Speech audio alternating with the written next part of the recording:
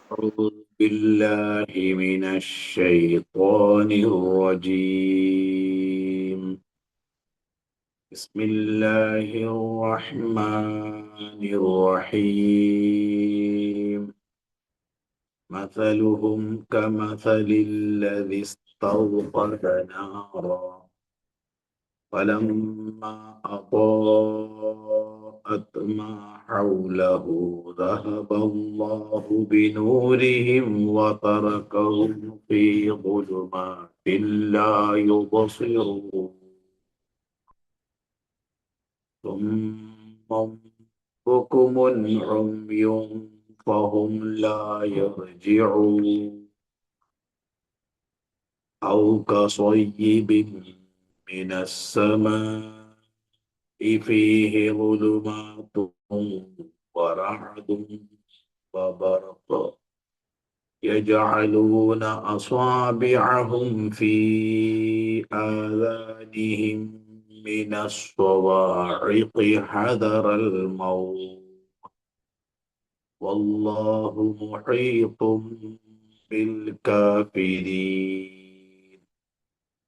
يكاد البرق يخطف أبصارهم كلما أضاء لهم مشوا فيه وإذا أظلم عليهم قاموا ولو شاء الله لذهب بسمعهم وأبصارهم إن الله على كل شيء قدير. يا أيها الناس اعبدوا ربكم الذي خلقكم والذين من قبلكم لعلكم تتقون. الذي جعل لكم الأرض فراشا والسماء بناء وأنزل من السماء ماء فأخرج به من الثمرات رزقا لكم فلا تجعلوا لله أندادا وأنتم تعلمون. സഹോദരന്മാരെ സഹോദരരെ, അസ്സലാമു അലൈക്കും വറഹ്മത്തുള്ളാഹി വബറകാതുഹു. കപട വിശ്വാസികളെ സംബന്ധിച്ചാണ് നമ്മൾ സംസാരിച്ചു കൊണ്ടിരിക്കുന്നത്. അതില് പരിശുദ്ധ ഖുർആൻ മനുഷ്യരെ ധർമ്മോപദേശം നടത്തി സന്മാർഗത്തിലൂടെ നയിക്കുന്നത് വ്യത്യസ്ത രൂപത്തിലാണ്. ഖുർആൻ ഉപദേശം നൽകാറുണ്ട്, മുന്നറിയിപ്പ് നൽകാറുണ്ട്, വാഗ്ദാനം ചെയ്യാറുണ്ട്, അല്ലെങ്കിൽ സന്തോഷ വാർത്ത, പ്രതിഫല വാഗ്ദാനം നടത്തിയിട്ട് മനുഷ്യനെ നന്മയിലേക്ക് പ്രേരിപ്പിക്കാറുണ്ട്. അതുപോലെ മനുഷ്യ മനസ്സിനെ ഉദ്ദീപിപ്പിക്കുന്ന രൂപത്തിലുള്ള ചോദ്യങ്ങൾ പരിശുദ്ധ ഖുർആനിലുണ്ട്, വിശദീകരണങ്ങളുണ്ട്, ചരിത്രങ്ങളുണ്ട്. അതേപോലെ ഖുർആൻ മനുഷ്യബുദ്ധിയോട് സംവദിക്കാൻ സ്വീകരിച്ചിട്ടുള്ള ഒന്നാണ് ഉപമകൾ.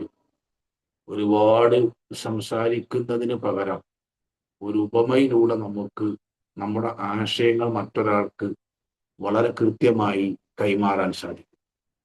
ഇവിടെ കപടവിശ്വാസികളുടെ മനസ്സിലെ അവിശ്വാസത്തിൻ്റെയും മറ്റും ഇരുട്ട് എത്രമാത്രം ഉണ്ട് എന്ന് നമുക്ക് ബോധ്യപ്പെടുത്തി തരുന്ന ഉദാഹരണമാണ് ഈ ആയത്തിലുള്ള അല്ലാഹു കപടവിശ്വാസികളുടെ മാനസികാവസ്ഥ ഒരു ഉപമയിലൂടെ വിശദീകരിക്കുക. മസലുഹും, അവരുടെ ഉദാഹരണം, അഥവാ കപടവിശ്വാസികളുടെ മാനസികാവസ്ഥയുടെ ഉദാഹരണം. കമസലില്ലതി, ഒരു ആളെ പോലെയാണ്. കമസൽ എന്നത് പോലെയാണ്, അല്ലതി യാതൊരുവന്റെ ഉപമയാണ്, അല്ലെ യാതൊരുവനെ പോലെയാണ് കപടവിശ്വാസികൾ. ഇസ്തൗഖദ, അയാൾ കത്തിച്ചുണ്ടാക്കി, നാറൻ, ഒരു തീ, ഒരാള് ഒരു തീ കുണ്ടാരം ഉണ്ടാക്കി. ആ തീക്കുണ്ടാരം ഉണ്ടാക്കിയപ്പോ ഫലമ്മ അളാഅത്ത്, ആ തീക്കുണ്ടാരം വെളിച്ചം നൽകിയപ്പോൾ, അളാ എന്ന് പറഞ്ഞാൽ വെളിച്ചം നൽകി എന്നാണ്. യുളീഉ വെളിച്ചം നൽകുന്നു, അല്ലെ വെളിച്ചം നൽകും. വുളൂ വെളിച്ചം, നമ്മൾ സാധാരണ അംഗശുദ്ധി വരുത്തുന്നതിന് വുളൂ ചെയ്യാന്നാ പറയാം. സത്യത്തിൽ ശുദ്ധീകരണം എന്നൊരർത്ഥം മാത്രമാണെങ്കിൽ ത്വഹാറത്ത് എന്നാണ് പറയേണ്ടത്. പക്ഷേ നമസ്കാരത്തിന്റെ ശാരീരിക ശുദ്ധീകരണത്തിന് നമ്മൾ പറയുന്ന പേര് വുളൂ എന്ന് പറഞ്ഞാൽ പ്രകാശം എന്നാണ് ഇതിന്റെ അർത്ഥം. അങ്ങനെ പറയാനുള്ള കാരണം, നാളെ പരലോകത്ത് നബി സല്ലല്ലാഹു അലൈഹി വസല്ലമ നമ്മെ തിരിച്ചറിയുന്നത് നമ്മുടെ വുളൂഇന്റെ അവയവം പ്രകാശിച്ചിട്ടാണ്. അതുകൊണ്ടാണ് ആ ശുദ്ധീകരണത്തിന് വുളൂ എന്ന് വന്നിട്ടുള്ളത്. ഈ അളാഅ യുളീഉ വുളൂ. ഫലമ്മ അളാഅത്ത്, എന്നിട്ട് ആ തീക്കുണ്ടാരം വെളിച്ചം നൽകിയപ്പോൾ, മാ ഹൗലഹു അതിന്റെ ചുറ്റുമുള്ളതിനെ, അല്ലെ ചുറ്റുമുള്ളവർക്ക് വെളിച്ചം നൽകിയപ്പോ നല്ല കാര്യങ്ങളൊക്കെ കണ്ട് ഏതിലെ പോണം, ഏതിലെ ആ വഴി എന്നൊക്കെ കാണാം. ദഹബല്ലാഹു, അള്ളാഹു പോയി, കൊണ്ടുപോയി, അള്ളാഹു പോയി. ദഹബല്ലാഹു ബിനൂരിയും, അവരുടെ പ്രകാശം കൊണ്ട് അള്ളാഹു പോയി എന്നാണ്. അള്ളാഹു അവരുടെ പ്രകാശത്തെ കെടുത്തിക്കളഞ്ഞു. തറക്കവും, അങ്ങനെ അവരെ അള്ളാഹു ഉപേക്ഷിച്ചു. ഫീ ളുൽമാത്തിൻ, ഇരുട്ടിൽ, ലാ യുബ്സിറൂൻ, അവർക്ക് കണ്ണ് കാണാത്ത ഇരുട്ടിൽ അള്ളാഹു അവരെ ഉപേക്ഷിച്ചു പോയി. പെട്ടെന്ന് വെളിച്ചം നൽകിയിരുന്ന ഒരു പ്രകാശഗോപുരം നഷ്ടപ്പെട്ടു പോയാൽ സാധാരണത്തിൽ കൂടുതൽ ഇരുട്ട് അനുഭവപ്പെടും. ഇപ്പൊ നമ്മൾ ഭക്ഷണം കഴിച്ചുകൊണ്ടിരിക്കെ പെട്ടെന്ന് കറണ്ട് പോയാൽ കട്ട പിടിച്ചിരുട്ടുണ്ടാവുക. അത് പെട്ടെന്ന് വെളിച്ചം നഷ്ടപ്പെടുമ്പോൾ ഇരുട്ടിന്റെ കാഠിന്യം വർദ്ധിക്കും. അത് നമ്മൾക്കൊക്കെ അനുഭവമുള്ളത്. പെട്ടെന്ന് നമ്മൾ നല്ല വെളിച്ചത്ത് നിൽക്കുമ്പോൾ പെട്ടെന്ന് ആ വെളിച്ചാണ്ട് പോയാൽ സാധാരണ ഇരുട്ടല്ല ഉണ്ടാവും. കുറച്ച് സമയം ഇരുന്നാൽ പിന്നെ കുറേശ്ശെ അടുത്തുള്ളതൊക്കെ കാണാൻ തുടങ്ങും. കാരണം ഇരുട്ടിന്റെ കടുപ്പം കുറയും. അപ്പൊ ആ വെളിച്ചം നഷ്ടപ്പെട്ട ഉടനെയുള്ള കട്ട പിടിച്ച ഇരുട്ടിൽ അകപ്പെട്ടവനെ പോലെയാണ് കപടവിശ്വാസികൾ. സുമ്മുൻ, ബധിരന്മാരാണവർ. ബുക്കുമുൻ, ഊമകളാണവർ. ഫഹും ഉമ്യുൻ, അവർ അന്ധന്മാരാണ്. ഫഹും, അതിനാൽ അവർ ലാ യർജിഊൻ, മടങ്ങുകയില്ല. ഇതാണ് വാക്കിന്റെ അർത്ഥം. മസലുഹും, അവരുടെ ഉദാഹരണം, കമസലി, ഉദാഹരണം പോലെയാണ്, അല്ലതി, യാതൊരുവന്റെ, ഇസ്തൗഖദ, അയാൾ കത്തിച്ചുണ്ടാക്കി, നാറൻ, ഒരു തീ. അറേബ്യയിൽ കഠിനമായ തണുപ്പും കഠിനമായ ചൂടുമുള്ള രാജ്യമാണ്. അവിടെ തീ കത്തിക്കല് സർവ്വസാധാരണമാണ്, രാവിലെ തണുപ്പകറ്റാൻ. അപ്പൊ അവർക്ക് ഈ ഉദാഹരണം പെട്ടെന്ന് മനസ്സിലാവും. നബി സല്ലല്ലാഹു അലൈഹി വസല്ലം പറഞ്ഞല്ലോ, ഞാനും നിങ്ങളും തമ്മിലുള്ള ഉദാഹരണം ഒരു തീ കത്തിച്ചവനെ പോലെയാണ്. ആ തീയിലേക്ക് പാറ്റകളും മറ്റ് ചെറുജീവികളും ഇങ്ങനെ വന്ന് വീഴാണ്. ഈ കത്തിച്ച ആള് രണ്ട് കൈകൊണ്ട് തടുക്കുന്നുണ്ട്. പക്ഷേ അന ആഹിദും ബി ഹുജ്സിക്കും, ഞാൻ നിങ്ങളുടെ അരമുണ്ട് മുറുക്കി പിടിക്കുന്നുണ്ട്. അൻതും തഫല്ലത്തൂന മിൻ യദി, നിങ്ങൾ എന്റെ പിടുത്തവും വിട്ട് നരകത്തിലേക്ക് പോവുകയാണ്. അപ്പോ തീകുണ്ടാരമുണ്ടാക്കി അതിലേക്ക് വീഴുന്ന പാറ്റകളെ കൈകൊണ്ട് തടുക്കുന്ന ഒരാളെ പോലെയാണ് ഞാനും നിങ്ങളും തമ്മിലുള്ള ഉദാഹരണം എന്ന് നബി സല്ലല്ലാഹു അലൈഹി വസല്ലം പറഞ്ഞിട്ടുണ്ട്. അതേപോലൊരു ഉദാഹരണമാണ് ഈ കപടവിശ്വാസികളുടെ അവസ്ഥ വിശദീകരിക്കാൻ അള്ളാഹു ഇവിടെ സൂചിപ്പിച്ചിട്ടുള്ളത്. ഒരു തീകുണ്ടാരുണ്ടാക്കി ആ വെളിച്ചം വന്നപ്പോൾ എല്ലാവർക്കും വെളിച്ചം കിട്ടി, അവർക്ക് വഴിയും മറ്റു കാര്യങ്ങളൊക്കെ കാണുമാറായി. അങ്ങനെ ഒരു യാത്ര തുടങ്ങാൻ സമയത്ത് പെട്ടെന്ന് ആ തീയാട്ട് കെട്ടുപോയാലുള്ള അവസ്ഥ എന്താ? അതേപോലുള്ള കൂരാക്കൂരിരുട്ടിലാണ് കപടവിശ്വാസികളുള്ളത്. അവർ ബധിരരാണ്, അവർ മൂകരാണ്, അവർ അന്ധരാണ്. ഫഹും ലാ യർജിഊൻ, അതുകൊണ്ട് അവർ ഒരിക്കലും സത്യവിശ്വാസത്തിലേക്ക് മടങ്ങി വരികയില്ല. ഇതാണ് ആയത്തിന്റെ ആകത്തുക. ഇനി അതിന്റെ വിശദീകരണത്തിലേക്ക് ഞാൻ പറഞ്ഞു. തീ കത്തിക്കുക എന്നത് അറേബ്യയിൽ ഒരു സാധാരണ സമ്പ്രദായമാണ്. അത് നബി സല്ലല്ലാഹു അലൈഹി വസല്ലമ നമ്മളും പ്രവാചകനും തമ്മിലുള്ള ബന്ധം വിശദീകരിക്കാൻ അള്ളാഹു അത് പറഞ്ഞിട്ടുണ്ട്, റസൂൽ സ്വല്ലല്ലാഹു അലൈഹി വസല്ലം പറഞ്ഞിട്ടുണ്ട്.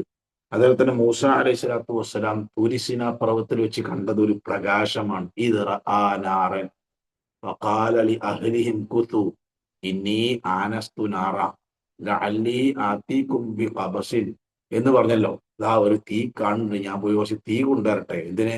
ഭാര്യന്റെ കൂടെ പോവാണ്, ഊരാക്കൂരി ഇരുട്ടത്താണ്, അപ്പൊ വെളിച്ചം കണ്ടപ്പോ പോയതാ എന്ന് പറഞ്ഞതുപോലെ വെളിച്ചം തീയും അറബികളും തമ്മിലുള്ള ബന്ധത പരിശുദ്ധ ഖുർആൻ ഉപമയിലൂടെ കാര്യങ്ങൾ വിശദീകരിക്കുന്ന പല സ്ഥലങ്ങളും നമുക്ക് കാണാൻ കഴിയും. മസലുല്ലദീന ഹുമ്മിലു തൗറാത്ത ثم لم يحملوها كمثل الحمار. തൗറാത്ത് ഏൽപ്പിക്കപ്പെട്ടിട്ട് അത് പഠിച്ച് പകർത്താത്ത ആളുകൾ, എന്നാ തൗറാത്തിന്റെ ആളുകളാന്ന് പറഞ്ഞ് നടക്കുന്ന ആളുകൾ വലിയ ഗ്രന്ഥത്തിന്റെ ശേഖരം ചുമക്കുന്ന കഴുതകളെ പോലെയാണ്. അതൊരു ഉപമയാണ്. മസലുല്ലദീന, പിന്നെ അള്ളാഹു അല്ലാത്തവരെ ആരാധിക്കുന്ന ആളുകൾ, മസലിൽ അൻകബൂത്ത്, അവര് എട്ടുകാലികളെ പോലെയാണ്. എന്താ കാലം? എട്ടുകാലി എന്ന് പറഞ്ഞാൽ 8 കാലുണ്ടെന്നല്ല, ആ 8 കാലിയുടെ വല ഏറ്റവും ദുർബലമായ വലയാണ്. കണ്ടാല് ഭയങ്കര വലയേക്കും, പക്ഷെ ഒരു ചെറിയൊരു കൊള്ളിക്കഷ്ണം കൊണ്ട് വിരൽ കൊണ്ട് നമുക്ക് നശിപ്പിക്കാൻ കഴിയും. ഇപ്പൊ തൗഹീദില്ലാത്ത മനുഷ്യന്മാര് അവരുടെ വിശ്വാസം വളരെ ദുർബലമായിരിക്കുമെന്ന് കാണിക്കാൻ അള്ളാഹു കമസലിൽ അൻകബൂത്ത് ഇത്തഖദത് ബൈത്തൻ ഇന്ന ഔഹനൽ ബുയൂത്തിൽ ബൈത്തുൽ അൻകബൂത്ത് ലൗ കാനൂ യഅലമൂൻ എന്ന് 8 കാലി വലയോട് ഈ ഷിർക്കിനെ അള്ളാഹു ഉപമിച്ചതായി കാണാൻ സാധിക്കും. അതേപോലെ ധാരാളം ഉപമകൾ പരിശുദ്ധ ഖുർആനിൽ കാണാം. ഇവിടെ കപട വിശ്വാസം എത്തിപ്പെട്ടിട്ടുള്ള അന്ധകാരത്തിന്റെ ആഴം. അപ്പോ ഈ ആയത്ത് എന്താണ് ഇതിന്റെ താല്പര്യം? മൊത്തത്തിൽ കപട വിശ്വാസിയുടെ മാനസികാവസ്ഥ അള്ളാഹു പറയാണ്. മഹാനായ അബ്ദുല്ലാഹിബ്നു മസ്ഊദ് റളിയല്ലാഹു അൻഹു ഈ ആയത്തിനൊരു വിശദീകരണം നൽകിയിട്ടുണ്ട്. ആരാണ് അബ്ദുല്ലാഹിബ്നു മസ്ഊദ് റളിയല്ലാഹു അൻഹു എന്ന് കൂടെ നമ്മൾ പഠിക്കണം. നമ്മുടെ ഖുർആൻ പഠനത്തിന്റെ കൂടെ ഇത്തരം ആയത്തുകളിൽ വരുന്ന സ്വഹാബികളെ സംബന്ധിച്ച് ചെറിയൊരു പരിചയപ്പെടുത്തൽ ആവശ്യമാണ്. അബ്ദുല്ലാഹിബ്നു മസ്ഊദ് റളിയല്ലാഹു അൻഹു വളരെ പ്രസിദ്ധനായ സ്വഹാബിയാണ്. അദ്ദേഹത്തിന്റെ ഒന്നാമത്തെ പ്രത്യേകത അഷ്ഹദു അല്ലാ ഇലാഹ ഇല്ലല്ലാഹ് വ അഷ്ഹദു അന്ന മുഹമ്മദ് റസൂലുള്ളാഹ് എന്ന് പറയാതെ തന്നെ ഇസ്ലാമിലേക്ക് കടന്നു വന്ന ഒരാളാണ് അദ്ദേഹം. നമ്മളെല്ലാവരും മനസ്സിലാക്കുന്നത് ഒരാൾ മുസ്ലിം ആവണമെങ്കിൽ ഷഹാദത്തുൽ ചൊല്ലണം. പക്ഷെ അദ്ദേഹത്തിന് അത് പറയേണ്ടി വന്നില്ല. എങ്ങനെ? നബി സല്ലല്ലാഹു അലൈഹി വസല്ലമയും അബൂബക്കർ സിദ്ദീഖ് റളിയല്ലാഹു അൻഹു ഇസ്ലാമിന്റെ ആദ്യ കാലത്ത് ഒരു മക്കയുടെ പ്രാന്ത പ്രദേശത്ത് കൂടെ ദഅവത്തുമായി നടക്കുകയാണ്. നല്ല ദാഹവും വിശപ്പും ക്ഷീണമുണ്ട്. അപ്പൊ ഒരുപാട് ആടിനെ മേയ്ക്കുന്ന ഒരു ആട്ടിടയനെ കണ്ടു. നബി സല്ലല്ലാഹു അലൈഹി വസല്ലമ ആട്ടിടയനോട് ചോദിച്ചു, കുറച്ച് പാല് തരുമോ? വല്ലാത്ത വിശപ്പും ദാഹവും ഉണ്ട്. അപ്പൊ ഈ ആട്ടിടയൻ പറഞ്ഞു, അന മുഖത്തമീനും, ഞാൻ ഏൽപ്പിക്കപ്പെട്ട ആളാണ്, സാധനം എന്റേതല്ല, ആട് എന്റേതല്ല, അപ്പൊ പാല് തരാൻ എനിക്ക് നിവൃത്തിയില്ല. അപ്പൊ നബി സല്ലല്ലാഹു അലൈഹി വസല്ലം ചോദിച്ചു, കറവ് പറ്റിയ ഒരു ആടിനെ കാണിച്ചു തരുമോ? കറവ് പറ്റി പ്രസവിച്ച് കറവ് പറ്റി ഇനി അറക്കാനേ പറ്റുള്ളൂ, അങ്ങനത്തെ ആടുകൾ ഉണ്ടാവും. അങ്ങനത്തെ ധാരാളം ആളുകളുണ്ട്. ഒരാടിനെ അദ്ദേഹം കാണിച്ചു. നബി സല്ലല്ലാഹു അലൈഹി വസല്ലമ ആ ആടിന്റെ അകിടിൽ തടവിയപ്പോ പാല് ചുരത്താൻ തുടങ്ങി. നബി സല്ലല്ലാഹു അലൈഹി വസല്ലമ വയറ് നിറയെ കുടിച്ചു. അബൂബക്കർ സിദ്ദീഖ് റളിയല്ലാഹു അൻഹു കുടിച്ചു. ഈ ആട്ടിടയനും വയറ് നിറയെ കുടിച്ചു. അപ്പൊ ഇദ്ദേഹത്തിന് മനസ്സിലായി ഇതൊരു സാധാരണ മനുഷ്യരല്ല. അവിടെ വെച്ച് അദ്ദേഹം വിളിച്ചു, യാ റസൂലല്ലാഹ്, അള്ളാഹുവിന്റെ റസൂലേ. അപ്പൊ അള്ളാഹിനെ അംഗീകരിച്ചു, റസൂലിനെ അംഗീകരിച്ചു. പ്രത്യേകിച്ചൊരു കലിമ ചൊല്ലേണ്ട ആവശ്യമുണ്ടായില്ല. അങ്ങനെ പ്രവാചകന്റെ ശിഷ്യനായി അനുയായിയായി മാറിയ ആളാണ് അബ്ദുല്ലാഹിബ്നു മസ്ഊദ് റളിയല്ലാഹു അൻഹു. മരണം വരെ പ്രവാചകനെ നിഴല് പോലെ പിന്തുടർന്നു. പ്രവാചകന്റെ ചെരുപ്പ് സൂക്ഷിക്കുന്ന ആളായിരുന്നു. സ്വാഹിബുൻ നിആൽ, ചെരുപ്പിന്റെ ആള് എന്നൊരു പേര് അദ്ദേഹത്തിനുണ്ട്. പ്രവാചകൻ ചെരുപ്പ് എടുത്ത് വെക്കുക, യാത്ര തുടങ്ങാൻ ചെരുപ്പ് രണ്ടാമത് എടുത്ത് വെച്ച് കൊടുക്കുക, അത് തുടച്ച് നന്നായി കഴുകി വൃത്തിയാക്കി വെക്കുക. ഇത് അദ്ദേഹത്തിന്റെ സ്ഥിരം ജോലിയായി. നബി സല്ലല്ലാഹു അലൈഹി വസല്ലമയുടെ വീട്ടില് സമ്മതമില്ലാതെ കയറാൻ അനുവാദമുണ്ടായിരുന്ന സ്വഹാബിയാണ് അദ്ദേഹം. അതുകൊണ്ട് തന്നെ മദീനക്കാര് അഥവാ അൻസാറുകൾ മനസ്സിലാക്കിയത്, വിശ്വസിച്ചത്, മനസ്സിലാക്കിയത്, വിചാരിച്ചത് ഇദ്ദേഹം പ്രവാചകന്റെ വീട്ടിലെ ഒരു മെമ്പറാണ്. കാരണം 24 മണിക്കൂറും പ്രവാചകന്റെ കൂടെ തന്നെ ഉണ്ടാവുക. പ്രവാചകന്റെ വീട്ടിലേക്ക് അങ്ങ് കയറി പോണാണ്. അപ്പൊ സ്വാഭാവികം മനസ്സിലാക്കാൻ എന്താ, പ്രവാചകന്റെ മകനോ ആരോ ആണ് എന്നായിരുന്നു മദീനക്കാരുടെ വിശ്വാസം. അത്രമേൽ പ്രവാചകനുമായി ബന്ധമുള്ള ആളെ. പരിശുദ്ധ ഖുർആൻ പാരായണം പഠിപ്പിക്കാൻ നബി സല്ലല്ലാഹു അലൈഹി വസല്ലം നിശ്ചയിച്ചു കൊടുത്ത 5 ഉസ്താദുമാരിൽ ഒരാളായിരുന്നു അബ്ദുല്ലാഹി ഇബ്നു മസ്ഊദ് റളിയല്ലാഹു അൻഹു. അദ്ദേഹം പ്രായത്തിനനുസരിച്ച് വളർച്ചയില്ലാത്ത, കുറിയ, മെലിഞ്ഞ, വളരെ മെറിഞ്ഞ കൈകാലുകളുള്ള ഒരു വ്യക്തിയായിരുന്നു. അതുകൊണ്ട് സ്വഹാബികൾക്ക് അദ്ദേഹത്തിന്റെ വലിയ കൗതുകാണ് കാണാൻ. പക്ഷെ ഈമാനികമായി വളരെയധികം നബി സല്ലല്ലാഹു അലൈഹി വസല്ലമയുടെ ആദ്യ കാലത്ത് കഅബന്റെ അടുത്ത് പോയി ഖുർആൻ ഉറക്കെ ഓതി ശത്രുക്കളിൽ നിന്ന് വലിയ മർദ്ദനം ഏറ്റുവാങ്ങേണ്ടി വന്ന ഒരു സ്വഹാബിയാണ് അദ്ദേഹം.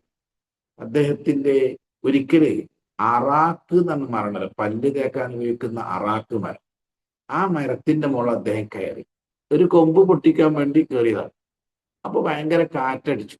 കാറ്റടിച്ചപ്പോ ആ കൊമ്പത്ത് കിടന്നിട്ട് ഇങ്ങനെ ആടിക്കളിക്കുക. ഈ അറാക്ക് എന്നത് വളരെ ഉറപ്പ് കുറഞ്ഞൊരു മരമാണ്. പക്ഷെ അദ്ദേഹം വളരെ കനം കുറഞ്ഞ ആളായതുകൊണ്ട് ആ മരത്തിനൊക്കെ ഒന്ന് ആടിക്കളിച്ചിട്ടും മരത്തിന്റെ കൊമ്പ് പൊട്ടിയ. അപ്പൊ ഡ്രസ്സൊക്കെ അങ്ങോട്ടും ഇങ്ങോട്ടും നീങ്ങി അദ്ദേഹത്തിന്റെ കാൽത്തുടകളും കാലൊക്കെ പുറത്ത് കണ്ടു. അപ്പൊ വളരെ മെലിഞ്ഞ കാലുകൾ കണ്ടപ്പോ സ്വഹാബികൾ ചിരിച്ചു എന്നാണ്. അപ്പൊ നബി സല്ലല്ലാഹു അലൈഹി വസല്ലമ അവരോട് ചോദിച്ചു, നിങ്ങൾ എന്താണ് ചിരിക്കാൻ കാരണം? അപ്പൊ അത് കണ്ടു അദ്ദേഹത്തിന്റെ ആ മെലിഞ്ഞ കയ്യും കാലും കണ്ടപ്പോ ചിരിച്ചു പോയതാണ്. അപ്പൊ നബി സല്ലല്ലാഹു അലൈഹി വസല്ലമ പറഞ്ഞത്, നാളെ പരലോകത്ത് മീസാനില് ഇദ്ദേഹത്തിന്റെ കൈകാലുകൾക്ക് ഉഹദ് മലയേക്കാൾ കനമുണ്ടാകും. വളരെ ശ്രദ്ധിക്കേണ്ട ഒരു വാക്കാണ്. 7.5 കിലോമീറ്റർ വിസ്തൃതമായി കിടക്കുന്ന മലയുടെ പേരാണ് ഉഹദ് മല. നബി സല്ലല്ലാഹു അലൈഹി വസല്ലമ പല അമലുകൾക്കും കൂലി പറയുമ്പോൾ ഉഹദ് മലയോളം എന്ന് പറയാറുണ്ട്. ഉഹദ് മലക്ക് മുകളിൽ പ്രവാചകൻ സല്ലല്ലാഹു അലൈഹി വസല്ലമ ചെന്നിരിക്കാറുണ്ട്. ഉഹദ് വിശ്വാസികളെ സ്നേഹിക്കുന്നു, വിശ്വാസികൾ ഉഹദിനെയും സ്നേഹിക്കുന്നു എന്ന് നബി സല്ലല്ലാഹു അലൈഹി വസല്ലം പറഞ്ഞിട്ടുണ്ട്. ഒരു യാത്ര കഴിഞ്ഞ് വരുമ്പോ ഉഹദ് കാണുമ്പോ പ്രവാചകൻ സ്പീഡിൽ നടന്നിട്ട് അതിന്റെ മോളെ കുറച്ച് ഇരുന്നിട്ടാണ് വീട്ടിലേക്ക് പോവുക എന്ന് ചരിത്രത്തിൽ കാണാം. അത്രമേൽ ഹൃദയബന്ധമുള്ള 7.5 കിലോമീറ്റർ വിസ്തൃതമായി കിടക്കുന്ന ഉഹദ് മലയേക്കാൾ ഖനം അബ്ദുല്ലാഹി ബിൻ മസ്ഊദ് റളിയല്ലാഹു അൻഹുവിന്റെ കൈകാലുകൾ കൊണ്ട് എന്ന് പറയുമ്പോൾ അദ്ദേഹത്തിന് അള്ളാഹിന്റെ അടുക്കലുള്ള സ്ഥാനം എത്രയാണ്? പരിശുദ്ധ ഖുർആന്റെ പാരായണത്തിൽ A+ കിട്ടിയതാണ്. നിങ്ങളിൽ ആരെങ്കിലും അള്ളാഹുവിന്റെ ഗ്രന്ഥം അവൻ ഇറക്കിയ തനിമയിൽ ഓതണം എന്നാഗ്രഹിക്കുന്നു എങ്കിൽ ഇബ്നു മസ്ഊദ് ഓതുന്നത് പോലെ ഓതണം എന്ന് പ്രവാചകൻ സല്ലല്ലാഹു അലൈഹി വസല്ലം പറഞ്ഞിട്ടുണ്ട്. നിങ്ങൾക്കാരെങ്കിലും പരിശുദ്ധ ഖുർആൻ അള്ളാഹു ഇറക്കിയ ആ മാധുര്യത്തിൽ, തനിമയിൽ കേൾക്കണം എന്ന ആഗ്രഹമുണ്ടെങ്കിൽ ഇദ്ദേഹത്തിന്റെ ഖിറാഅത്ത് കേൾക്കണം എന്ന് നബി സല്ലല്ലാഹു അലൈഹി വസല്ലം തങ്ങൾ പറഞ്ഞിട്ടുണ്ട്. പ്രവാചകൻ സല്ലല്ലാഹു അലൈഹി വസല്ലം പലപ്പോഴും അദ്ദേഹത്തെ കൊണ്ട് ഖുർആൻ ഓദിപ്പിക്കുകയും കേൾക്കുകയും ചെയ്യാറുണ്ട്. ഒരിക്കൽ പറഞ്ഞു നബി സല്ലല്ലാഹു അലൈഹി വസല്ലമ, ഇഖ്റ, നീ ഓതുക, ഞാനൊന്ന് കേൾക്കട്ടെ. അപ്പൊ അദ്ദേഹം ചോദിച്ചു, നിങ്ങൾക്ക് ഇറങ്ങിയ ഖുർആൻ ഞാൻ ഓതി? അതെ, അത് മറ്റൊരാളിൽ നിന്ന് കേൾക്കാൻ ഞാൻ ആഗ്രഹിക്കുന്നു. അങ്ങനെ അദ്ദേഹം സൂറത്തുൽ നിസാ ഓതി. ഏകദേശം കുറച്ച് ആയത്ത് കഴിഞ്ഞപ്പോ അതിലൊരു ആയത്തുണ്ട്, ഫകൈഫ ഇദാ ജിഇനാ മിൻ കുല്ലി ഉമ്മത്തിൻ ബിശഹീദിൻ വജിഇനാ ബിക അലാ ഹഉലാഇ ഷഹീദാ. എല്ലാ സമുദായത്തെയും, ആ സമുദായത്തിലേക്ക് നിയോഗിക്കപ്പെട്ട പ്രവാചകന്മാരെ അതത് സമുദായത്തിന്റെ മുമ്പിൽ വെച്ച് ഞാൻ വിചാരണ ചെയ്യും. എന്ത്? ഈ പ്രവാചകൻ നിങ്ങൾക്ക് എത്തിച്ചു തരേണ്ട കാര്യങ്ങളൊക്കെ എത്തിച്ചു തന്നിട്ടുണ്ടോ എന്ന് വിചാരണ ചെയ്യും. താങ്കളെയും താങ്കളുടെ ഉമ്മത്തിന്റെ മുമ്പിൽ വെച്ച് ഞാൻ വിചാരണ ചെയ്യുമ്പോൾ ഫകൈഫ, താങ്കളുടെ അവസ്ഥ എന്തായിരിക്കും എന്ന് പറയുന്ന ആയത്തെത്തിയപ്പോ ഇബ്നു മസ്ഊദ് റളിയല്ലാഹു അൻഹുവിന്റെ മുഖത്ത് പുറത്ത് തട്ടിക്കൊണ്ട് അള്ളാന്റെ റസൂൽ സ്വല്ലല്ലാഹു അലൈഹി വസല്ലം പറഞ്ഞു, കഫ, മതി, ഇനി ആയത്ത് ഓതരുത്, അടുത്ത ആയത്ത് കേൾക്കാനുള്ള ശേഷി എനിക്കില്ല എന്ന്. അബ്ദുല്ലാഹി സ്വല്ലല്ലാഹു അൻഹു ഖിറാഅത്ത് നിർത്തി നോക്കുമ്പോൾ ഫൈദാഹു അഐനാഹു തദ്രിഫാനി, പ്രവാചകന്റെ 2 കണ്ണുകളും നിറഞ്ഞൊഴുകുകയാണ്. കാരണം നാളെ പരലോകത്ത് അള്ളാന്റെ മുമ്പില്, ജനങ്ങളെ മുമ്പില് തന്റെ ദൗത്യ നിർവഹണത്തിന്റെ പൂർത്തീകരണം ചോദ്യം ചെയ്യപ്പെടുമ്പോൾ എന്തായിരിക്കും അവസ്ഥ എന്ന് ചിന്തിച്ചുകൊണ്ട് കരഞ്ഞ സന്ദർഭം നമുക്ക് കാണാൻ കഴിയും. അപ്പൊ അത്രമേൽ പ്രമുഖനാണ് അബ്ദുല്ലാഹിബ്നു മസ്ഊദ് റളിയല്ലാഹു അൻഹു. അദ്ദേഹം ഈ ആയത്തിന്റെ വിശദീകരണത്തിൽ പറയുന്നത്, നബി സല്ലല്ലാഹു അലൈഹി വസല്ലമ മദീനയിൽ വന്നപ്പോൾ ചിലർ മുസ്ലിങ്ങളായി, പിന്നീട് അവർ കപട വിശ്വാസികളായി. അവരുടെ ഉപമ ഇരട്ടത്ത് തീ കത്തിച്ചവനെ പോലെയാണ് എന്ന് പറഞ്ഞാൽ, ഈ കത്തിച്ച വെളിച്ചം അത് ഇസ്ലാമാകുന്ന പ്രകാശമാണ്. അവർ അതിനു മുമ്പ് ജാഹിലിയ കാലഘട്ടത്തിലായിരുന്നു. ഇസ്ലാം ആകുന്ന പ്രകാശം അവർക്ക് കിട്ടി. ആ പ്രകാശം അവർ തന്നെ തല്ലിക്കെടുത്തു. അപ്പൊ എന്തുണ്ടായി?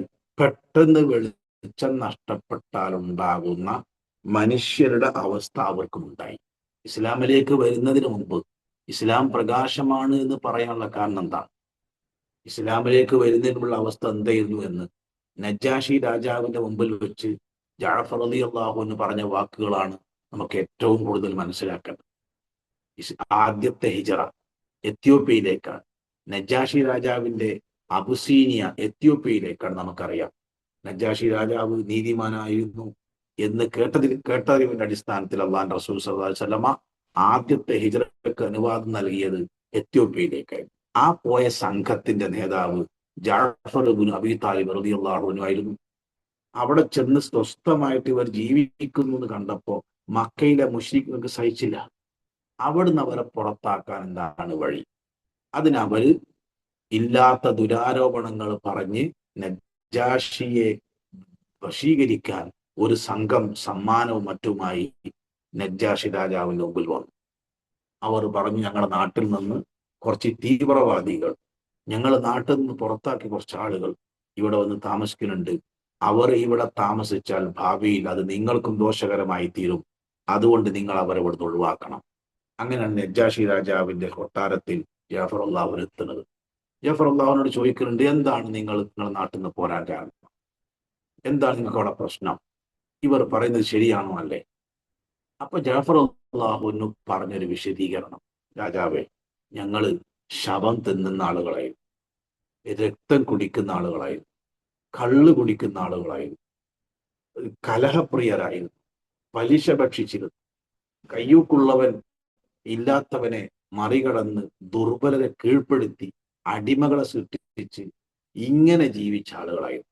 അപ്പോഴാണ് ഒരു പ്രവാചകൻ ഞങ്ങളിലേക്ക് വന്നത്.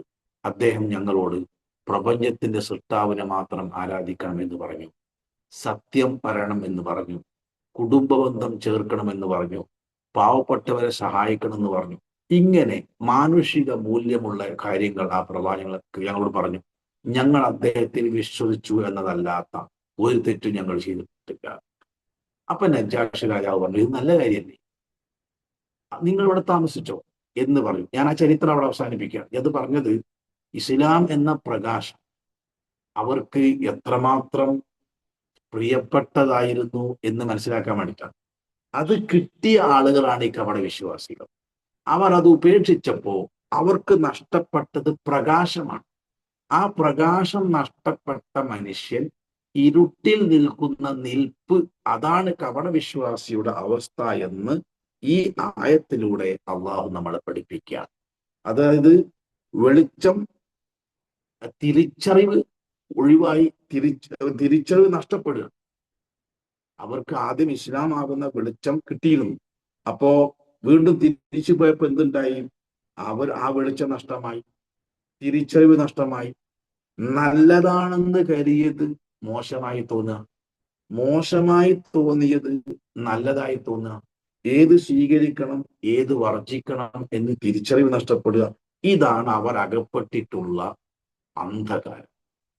അതുകൊണ്ട് സുമ്മുൻ, അവർ ബധിരന്മാരാണ്, ബുക്കുമുൻ, അവർ ഊമകളാണ്, ഉംയുൻ, അവർ അന്ധന്മാരാണ്, ഫഹും ലാ യർജിഊൻ, അവർക്കൊരിക്കലും തിരിച്ചു വരാൻ സാധിക്കില്ല.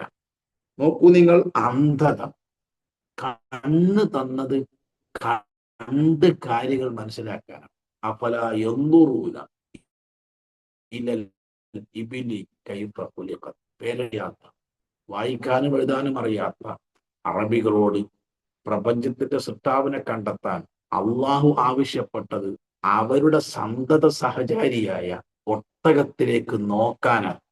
അഫല യൻദുറൂന, നിങ്ങൾ നോക്കുന്നില്ലേ, ഇലൽ ഇബ്ലി, ഒട്ടകത്തിലേക്ക്, കൈഫ ഖുലിഖത്, എന്തെല്ലാം പ്രത്യേകതയാണ് മറ്റ് ജീവജാലങ്ങളിൽ നിന്ന് ഈ ജീവിക്ക് അല്ലാഹു കൊടുത്തത് നിങ്ങൾ കണ്ണുകൊണ്ട് നോക്കി കാണുന്നില്ലേ എന്ന്.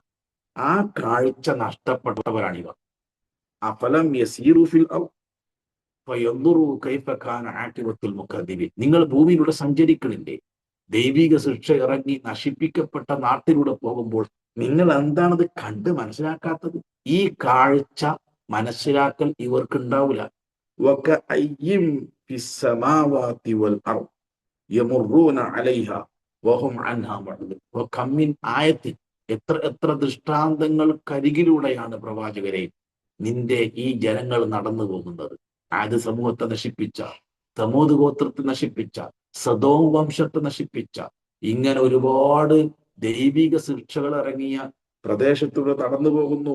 വഹും അൻഹാ മുഅ്റിദൂൻ, അവർ കണ്ടിട്ട് കാര്യങ്ങൾ മനസ്സിലാക്കില്ല. അതാണ് സുമ്മുൻ, അവർ അന്ധരാണ് എന്ന് പറയും. വഫിൽ അർളി ആയാത്തുൽ ലിൽ മുഖിനീൻ, ഭൂമിയിൽ ധാരാളം ദൃഷ്ടാന്തങ്ങളുണ്ട്. വഫി അൻഫുസിക്കും, നിങ്ങളുടെ ശരീരത്തിലുണ്ട്. അഫലാ തുബ്സിറൂൻ, നിങ്ങൾ കണ്ട് മനസ്സിലാക്കുന്നില്ലേ? ഈ കാഴ്ചയും മനസ്സിലാക്കലും കപട വിശ്വാസിക്ക് ഉണ്ടാവില്ല. അതുകൊണ്ട് ഖുർആൻ പറഞ്ഞു, ലഹും അഅ്യുനുൻ ലാ യുബ്സിറൂന ബിഹ, അവർക്ക് കണ്ണുകളുണ്ട്, പക്ഷെ അവർ കണ്ട് കാര്യങ്ങൾ മനസ്സിലാക്കൂല.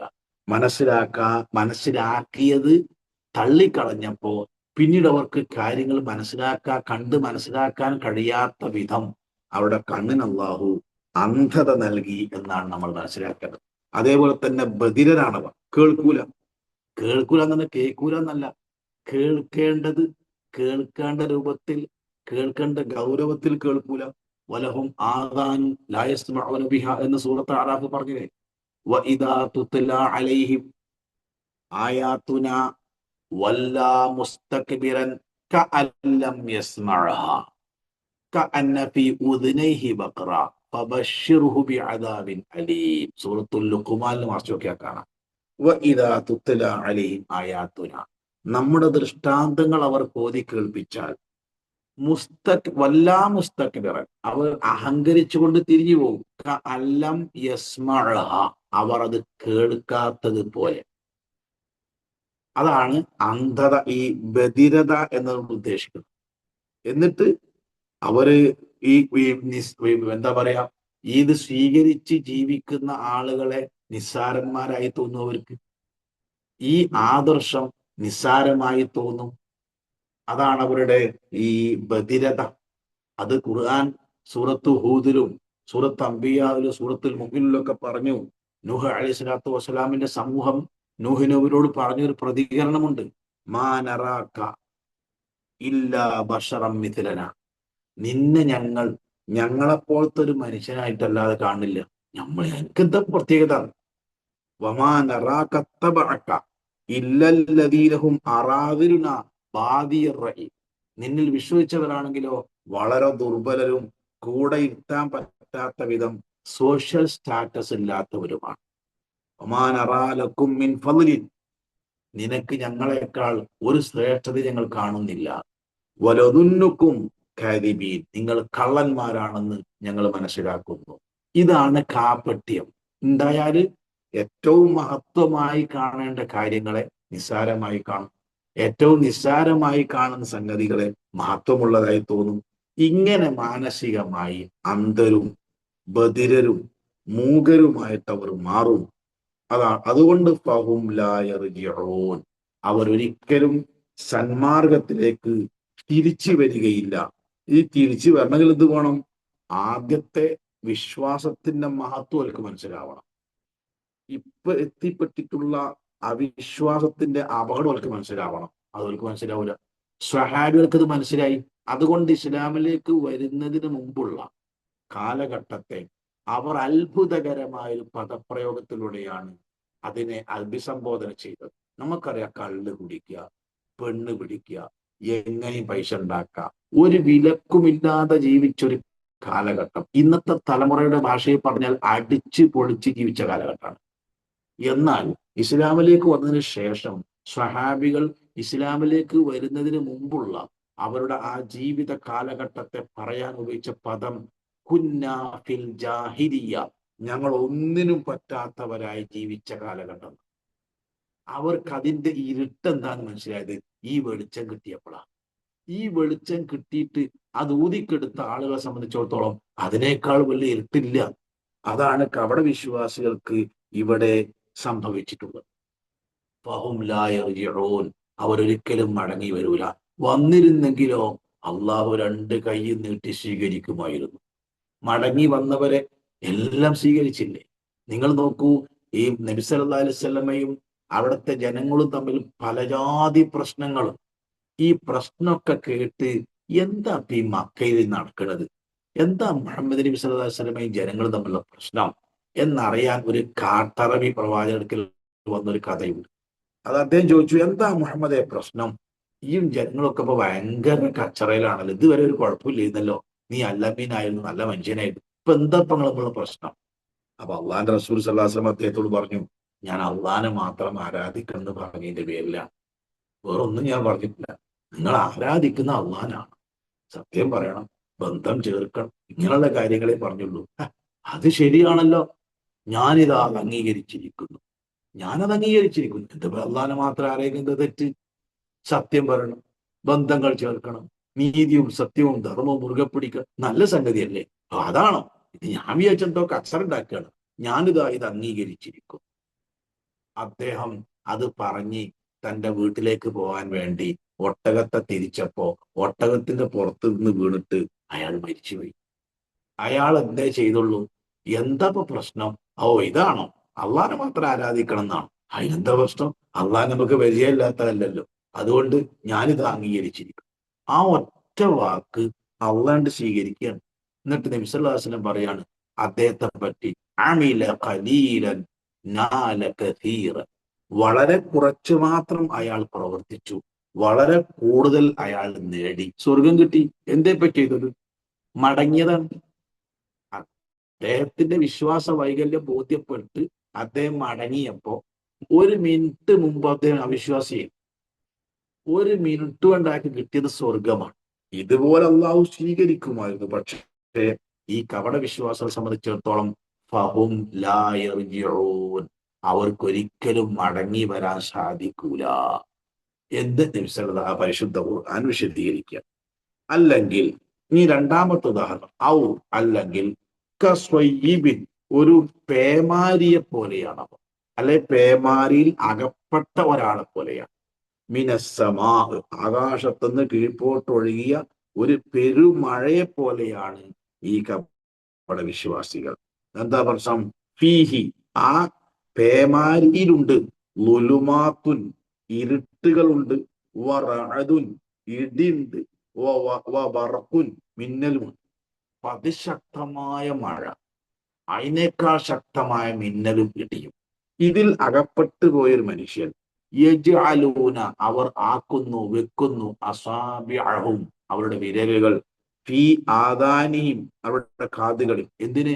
മിനസ്സവാഇഖി, ഇടിമിന്നലും അല്ലെ ഇടിത്തീ കാരണം, ആ ഇടിയുടെ നാദം സഹിക്കാൻ പറ്റാതെ, ഹദറൽ മൗത്ത്, മരണത്തെ ഭയപ്പെട്ട് ചെവിയിൽ വിരല് തിരുകിയ ഒരു മനുഷ്യനെ പോലെയാകും. വല്ലാഹു, അല്ലാഹു ആകട്ടെ, മുഹീത്തും ബിൽ കാഫിരീൻ, അവിശ്വാസികളെ വലയം ചെയ്ത് നിൽക്കുന്നവനാകുന്നു. എന്നിട്ട് യകാദുൽ ബർഖു, യകാദുൽ ബർഖു, യകാദു എന്ന് പറഞ്ഞാൽ ആകുമാറാകുന്നു, അൽ ബർഖു മിന്നൽ, യഖ്തഫു റാഞ്ചി എടുക്കുമാറാകുന്നു, അബ്സാറഹും അവരുടെ കണ്ണുകളെ, അത്ര ശക്തമായ മിന്നൽ, കണ്ണുകളെ പ്രകാശം, കണ്ണിന്റെ കാഴ്ച വരെ റാഞ്ചിക്കൊണ്ടു പോകുന്ന വിധത്തിൽ ഇടിമിന്നൽ അവിടെ സംഭവിച്ചു കൊണ്ടിരിക്കും. കുല്ലമ അള്ളാഹ, അത് വെളിച്ചം നൽകുമ്പോഴെല്ലാം, ഏത് ഇടിമിന്നൽ, ലഹും അവർക്ക്, മഷൗ അവർ അല്പം മുന്നോട്ട് നടക്കും. എപ്പോഴാണോ മിന്നൽ ഉണ്ടാകുന്നത് ആ മിന്നലിന്റെ വെളിച്ചത്തിൽ അവർ നടക്കും. ഫിഹി ആ വെളിച്ചത്തിൽ അവർ നടക്കും. വ ഇതാ അവലമ്മ അത് ഇരുട്ടാക്കിയാലോ അലഹിം അവർക്ക് കാം അവർ അവിടെ നിൽക്കും. മിന്നൽ ഉണ്ടാവുമ്പോൾ അതിന്റെ വെളിച്ചത്തിൽ കുറച്ച് മുന്നോട്ട് പോകും. മിന്നൽ തീർന്നാൽ കട്ട പിടിച്ചിരുന്നു അവിടെ നിൽക്കും. വലൗഷാ അള്ളാഹു അള്ളാഹു ഉദ്ദേശിച്ചിരുന്നെങ്കിൽ ലദഹബ പോകുക തന്നെ ചെയ്യുമായിരുന്നു. ബിസംഇഹിം അവരുടെ കേൾവിയെയും കൊണ്ട് വ അബ്സാരിഹിം അവരുടെ കാഴ്ചകളെയും കൊണ്ട്. ഇന്നല്ലാഹ തീർച്ചയായും അള്ളാഹു അലാ കുല്ലി ഷൈഇൻ ഖദീർ എല്ലാത്തിനും കഴിവുള്ളവനാകുന്നു. ഇതാണ് അവരെ സംബന്ധിച്ചുള്ള രണ്ടാമത്തെ ഉപമ. ഈ ഉപമയിൽ ഔ കസ്വയീബിൻ ഒരു പേമാരി പോലെ, മഴ എന്നതിന് പല പദങ്ങൾ ഖുർആൻ ഉപയോഗിച്ചിട്ടുണ്ട്. മഴ പല രൂപത്തിലുള്ള മഴ ഉണ്ടല്ലോ. മൊത്തത്തിൽ മാഉൻ എന്താണ്? അൻസല മിനസ്സമാഇ മാഅൻ, മഴ വെള്ളം എന്ന അർത്ഥത്തിൽ സ്വാഭാവികമായ മഴയ്ക്ക് അത് ഉപയോഗിക്കും. ഇവിടെ സ്വയ്യിബ് എന്ന് പറഞ്ഞാൽ പേമാരിയാണ്, അതിശക്തമായ മഴ. മത്തർ എന്ന് പറഞ്ഞാൽ ഖുർആൻ ഉപയോഗിച്ചിട്ട് മഴക്ക് അത് ശിക്ഷയുടെ മഴ. മത്തറുൽ മുൻദരീൻ അവർക്ക് വാഗ്ദാനം ചെയ്യപ്പെട്ട മഴ വളരെ ചീത്ത എന്ന് പറഞ്ഞല്ലോ. അത് ശിക്ഷയുടെ ഭാഗമായി ഇറങ്ങുന്ന മഴക്ക് മത്തർ എന്നാണ് പറയാ.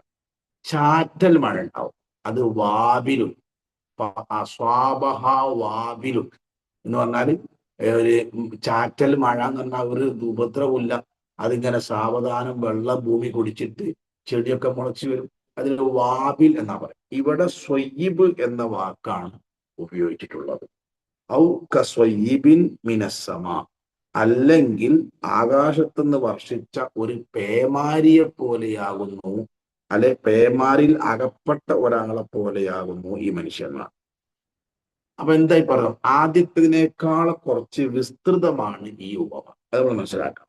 ഓരോ അവസ്ഥയും പ്രത്യേകം പരാമർശിക്കുക എന്ന കപട വിശ്വാസിയുടെ ഓരോ അവസ്ഥയും എന്ന് പറഞ്ഞാൽ, കപടന്മാര് പൊതുവെ ഉള്ള അവസ്ഥ വിശദീകരിക്കുകയാണ് ഈ ആയത്തെങ്കിൽ അതിന്റെ അർത്ഥം എന്താണെന്നറിയാം. ആകാശത്തുനിന്ന് വമ്പിച്ചൊരു മഴ പെയ്യും. അപ്പൊ രാത്രിയാണ് പെയ്യുന്നത്. അപ്പൊ രാത്രിന്റെ ഇരുട്ടുണ്ട്, മഴന്റെ ഇരുട്ടുണ്ട്, മേഘത്തിന്റെ ഇരുട്ട്. അങ്ങനെ മൂന്ന് ഇരുട്ടുകളിൽ പെട്ട് മുന്നോട്ട് നീങ്ങാൻ ഒരു വെളിച്ചമില്ല. അങ്ങനെ നിൽക്കുന്ന ഒരു മനുഷ്യൻ. അതിൻ്റെ ഇടയ്ക്ക് എന്ത് ചെയ്തു? ഇടിങ്ങനെ മിന്നലിങ്ങനെ വരുന്നു. ആ മിന്നലിൽ അയാൾ എന്ത് ചെയ്യുന്നു? കുറച്ചൊന്ന് മുന്നോട്ട് പോകണം. മിന്നൽ തീരുമ്പോൾ അന്ധകാരത്തിൽ മുന്നോട്ട് പോവാൻ സാധിക്കാതെ നിശ്ചലനാവും. അപ്പോ കപടവിശ്വാസിയുടെ ഉള്ളിലുള്ള അന്ധകാരമാകുന്ന അവിശ്വാസം, അതുപോലെ തന്നെ സംശയം, ദുനിയാവിനോടുള്ള ആർത്തി, താൽക്കാലിക നേട്ടത്തിലുള്ള താല്പര്യം, സത്യത്തോടുള്ള വിമുഖത, ജിഹാദ്, അള്ളാഹുവിന്റെ മതത്തിൽ പരിശ്രമം നടത്താനുള്ള മടി, ഇതൊക്കെയാണ് ഈ അന്ധകാരം. അതിൽ കുടുങ്ങി നിൽക്കുന്ന ഒരു മനുഷ്യനെയാണ് ഈ ഉദാഹരണത്തിലൂടെ അള്ളാഹു ഉദ്ദേശിക്കുന്നത്. ഈ മിന്നലുണ്ടാവുമ്പോൾ എന്ന് പറഞ്ഞാൽ ചെറിയ ചെറിയ നേട്ടങ്ങളൊക്കെ, അല്ലെങ്കിൽ വിശ്വസിച്ചാൽ കിട്ടുന്ന നേട്ടങ്ങളെ പറ്റിയുള്ള ചിന്ത ഉണ്ടാവുമ്പോൾ വിശ്വാസിയുടെ കൂടെ കുറച്ച് മുന്നോട്ട് പോകും. പിന്നീട് വിശ്വാസിയുടെ കൂടെ ജീവിക്കുമ്പോൾ ത്യാഗം ചെയ്യേണ്ടി വരും, പലതും സമർപ്പിക്കേണ്ടി വരും എന്ന പേടി ഉണ്ടാവുമ്പോൾ ഉൾവലിയും. ഇതാണ് ഇങ്ങനെ ഈ അന്ധകാരത്തിൽ പെട്ട് കിടക്കുന്ന ഒരു മനുഷ്യനെ പോലെ. രണ്ടാമത്തത് അല്പം വിശദമായിട്ട് ഈ ഉപമ നമ്മൾ വിശദീകരിക്കുകയാണെങ്കിൽ, മഴ കൊണ്ട് ഉദ്ദേശിക്കുന്നത് അള്ളാഹുവിൽ നിന്നുള്ള ദിവ്യ സന്ദേശങ്ങൾ, അവന്റെ ഭാഗത്തുള്ള ദൃഷ്ടാന്തങ്ങൾ, ഇതാണ് വിധിവിലക്കുകൾ. ഇതാണ് മഴ കൊണ്ട് ഇവിടെ ഉദ്ദേശിക്കുന്നത്. ഇരുട്ട് കൊണ്ട് ഉദ്ദേശിക്കുന്നത് കപടന്മാരുടെ സംശയം, കാപട്യം, ആശയക്കുഴപ്പം, ദുർമോഹം. ഇതൊക്കെ ഉള്ളതുകൊണ്ടാണല്ലോ കാപട്യം ഉണ്ടാകുന്നത്. അതാണ് ഇരുട്ട് കൊണ്ട് ഉദ്ദേശിക്കുന്നത്. ഇടി കൊണ്ട് ഉദ്ദേശിക്കുന്നത് താക്കീതുകളും മുന്നറിയിപ്പുകളുമാണ്. മിന്നല് ദൃഷ്ടാന്തങ്ങളാണ്, സന്തോഷ വാർത്തകളാണ്. അപ്പൊ താക്കീതുകളും ശാസനകളും കേട്ട് സഹിക്കവയ്യാതെ ബധിരന്മാരെ പോലെ അവർ തിരിഞ്ഞു കളയുന്നതിനെയാണ് ഇടിമിന്നൽ നിമിത്തം മരണത്തെ ഭയന്ന് കാത് പൊത്തുന്ന അവസ്ഥ അള്ള വിശദീകരിച്ചത് അതുകൊണ്ടാണ്. അങ്ങനെയാണ്. എങ്ങനെ താക്കീതുകളും ശാസനകളും കേട്ട് സഹിക്ക വയ്യാതെ ബധിരന്മാരെ പോലെ അവർ തിരിഞ്ഞു കളയുന്നതിനെയാണ് ഇടിവാൾ നിമിത്തം മരണത്തെ ഭയന്ന് കാത് പൊത്തുന്നതിനോട് അള്ളാഹു ഉപമിച്ചിട്ടുള്ളത്. പക്ഷേ അവർ കാത് പൊത്തിയത് വല്ലാഹു മുഹീത്തും ബിൽ കാഫിരീൻ, അള്ളാഹു അവിശ്വാസികളെ വലയം ചെയ്തിരിക്കുകയാണ് എന്ന് പറഞ്ഞ താല്പര്യത. സത്യവിശ്വാസം സ്വീകരിച്ചാൽ കിട്ടുന്ന നേട്ടം, പാരത്രിക നേട്ട ചിന്ത ചിലപ്പോൾ അവരെ മുന്നോട്ട് നയിക്കും. പക്ഷേ അപ്പോഴേക്ക് സ്വാർത്ഥതയും പരീക്ഷണ ഘട്ടങ്ങളും ഓർമ്മ വരും, അതുപോലെ സ്തംഭനത്തിലാവും. അതാണ് മിന്നൽ കാരണം മുന്നോട്ട് പോകുമെന്നും ഇരുട്ടായാൽ നിൽക്കുമെന്നും പറഞ്ഞതിന്റെ അർത്ഥം. രണ്ടും ഒരേ തരം കപടവിശ്വാസികളെ പറ്റിയാണ് എന്നാണ് ഇബ്നു ജരീർ റഹിമഹുള്ളയെ പോലെയുള്ള ഈ രണ്ട് ഉദാഹരണവും ഒരേ തരം കപടവിശ്വാസികളെ പറ്റിയാണ് എന്ന് ഇബ്നു ജരീർ റഹിമഹുള്ളയെ പോലെയുള്ള പണ്ഡിതന്മാർ പറയും. എന്നാൽ ഈ രണ്ട് ഉദാഹരണം രണ്ട് തരം കപടവിശ്വാസികളെ പറ്റിയാണ് എന്നാണ് ഇബ്നു കസീർ റഹിമഹുള്ള രേഖപ്പെടുത്തുന്നത്. ആദ്യത്തെ ഉദാഹരണം ഇത് മസലുഹും കമസലില്ലതിസ്തൗഖദനാറ എന്ന് പറഞ്ഞാൽ ഒട്ടും വിശ്വാസം തൊട്ട് തീണ്ടിയിട്ടില്ലാത്ത കപടവിശ്വാസികളെ പറ്റിയാണ് എന്നും, ഈ രണ്ടാമത് ഔ കസ്വയ്യിബിൻ മിനസ്സമാ മുതൽ ഇന്നക അന്നല്ലാഹു അലാ കുല്ലി ഷൈഇൻ ഖദീർ വരെയുള്ള ആയത്തിൽ പറഞ്ഞ കപടവിശ്വാസികൾ അല്പമൊക്കെ വിശ്വാസം ഉണ്ട്, പക്ഷേ ആ വിശ്വാസത്തെ മറികടക്കുന്ന അവിശ്വാസം ഉള്ളിലുണ്ട്. ചിലപ്പോഴൊക്കെ മുസ്ലിങ്ങളുടെ കൂടെ അവരുണ്ടാവും, പക്ഷെ അപ്പോഴേക്ക് സ്വാർത്ഥതയും വിശ്വാസയുടെ കൂടെ കൂടിയാൽ ഉണ്ടാകുന്ന ഭൗതിക നഷ്ടവും അവിശ്വാസയുടെ കൂടെ കൂടിയാൽ കിട്ടാവുന്ന സ്ഥാനമാനങ്ങളെ പറ്റി ചിന്തിച്ചിട്ട് അവർ പിന്നോട്ട് പോകും. അങ്ങനെ ഉള്ള കപടവിശ്വാസത്തെ പറ്റിയാണ് രണ്ടാമത്തെ വിശദീകരണം എന്നാണ് അള്ളാഹു വിശദീകരിക്കുന്നത് എന്ന് പണ്ഡിതന്മാർ രേഖപ്പെടുത്തും. ഏതായിരുന്നാലും ശരി, അള്ളാഹു നൽകിയ ഹിദായത്ത് നമുക്കറിയാം. ഇബ്രാഹിം അലൈഹി സ്വലാത്തു വസ്സലാമക്ക് ബാപ്പക്ക് വാങ്ങിക്കൊടുക്കാൻ കഴിഞ്ഞിട്ടില്ല. ലൂത്ത് നൂഹ് അലൈഹിസ്സലാത്തു വസ്സലാമക്ക് ഭാര്യമാർക്ക് കൊടുക്കാൻ കഴിഞ്ഞിട്ടില്ല. 42 കൊല്ലക്കാലം പ്രവാചകനെ മതിൽക്കെട്ട് പോലെ സംരക്ഷിച്ച അബൂ താലിബിന് അള്ളാഹ് റസൂൽ വാങ്ങിക്കൊടുക്കാൻ കഴിഞ്ഞിട്ടില്ല ഈ ഹിദായത്ത്. അത് കൊടുത്തിട്ട് അത് സ്വീകരിക്കാനും മനസ്സിലാക്കാനും ഭാഗ്യം കിട്ടി.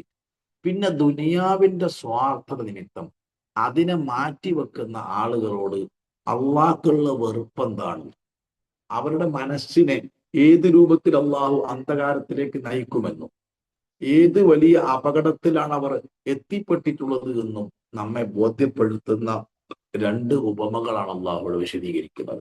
ഇനി 21-ാമത്തെ ആയത്ത്, യാ അയ്യുഹന്നാസ്, മനുഷ്യരെ എന്ന് വിളിക്കുക.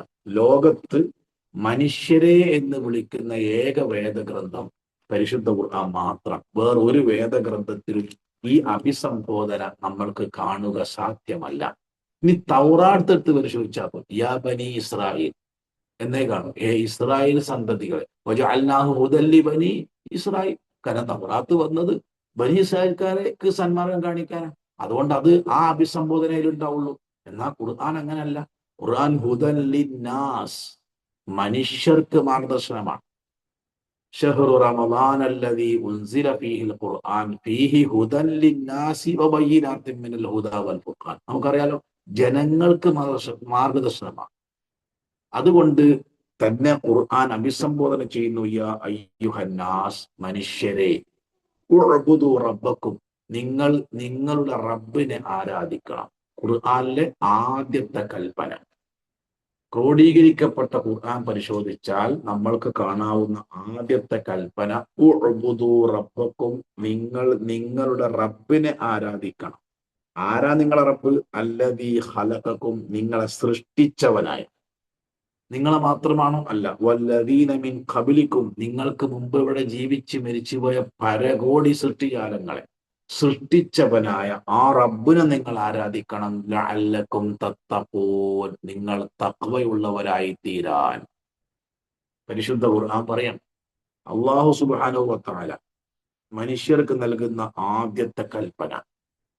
2, മനുഷ്യനെ സൃഷ്ടിച്ചത് വമാ ഖലഖതുൽ ജിന്ന വൽ ഇൻസ, ഇല്ലാ ലിയഅ്ബുദൂൻ. അള്ളാനെ ആരാധിക്കാനല്ലാതെ മനുഷ്യരെയും ജിന്നുകളെയും നാം സൃഷ്ടിച്ചിട്ടേയില്ല. നമ്മുടെ ആരാധന മുഴുവൻ അള്ളാഹ്ക്ക് കൊടുക്കണം. അതെന്തുകൊണ്ടാണ് ഈ വേദഗ്രന്ഥത്തിലും അള്ളാഹു ആവർത്തിക്കുന്നത്? മനുഷ്യർ എന്നും തെറ്റിപ്പോയിട്ടുള്ളത് തൗഹീദിൽ നിന്നാണ്. അള്ളാഹു ഉണ്ട് എന്ന് അംഗീകരിക്കാത്ത ആളുകളില്ല. അള്ളാഹു ഏകനാണ് എന്ന് അംഗീകരിക്കാത്ത ആളുകളില്ല.